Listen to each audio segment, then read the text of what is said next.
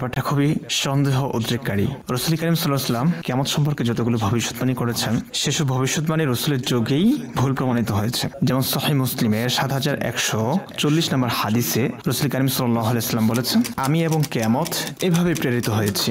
রাবী বলেন, তখন তিনি মধ্যমা এবং শাহাদাত অঙ্গুলি একত্রিত করেছেন, বুঝিয়েছেন যে খুব কাছাকাছি, আমার পরেই কিয়ামত হবে, খুব কাছাকাছি, কিয়ামত খুবই সন্নিকটে। আবার সহিহ মুসলিমের ৭১৪২ নম্বর হাদিসে আছে ভিন্ন কথা। এক ব্যক্তি রাসূল কারীম সাল্লাল্লাহু আলাইহি ওয়াসাল্লামের কাছে এসে জিজ্ঞেস করলেন, ইয়া রাসূলুল্লাহ, কিয়ামত কবে হবে? রাসূল কারীম সাল্লাল্লাহু আলাইহি ওয়াসাল্লামের পাশে ছিল মুহাম্মদ নামক একটি আনসার বালক, ছোট। রাসূল সাল্লাল্লাহু আলাইহি ওয়াসাল্লাম বললেন, এই বালক যদি বেঁচে থাকে তাহলে সে বৃদ্ধ হওয়ার আগে কিয়ামত হবে। এই বালক যদি বেঁচে থাকে তাহলে সে বৃদ্ধ হওয়ার আগেই কিয়ামত সংঘটিত হয়ে যাবে। সেই বালক বৃদ্ধ হলো, মরল, ভূত হয়ে গেল, আমরা কিন্তু ঠিকঠাক আছি। এগুলো যে কোনো মানুষের মাঝে সংশয় সৃষ্টি করে। এসব বিষয়ের সমাধান আলেমদের কাছ থেকে জানা উচিত। এখন কেউ যদি সংশয় প্রকাশ করলো তাহলে তো তাকে মেরেই ফেলা হবে।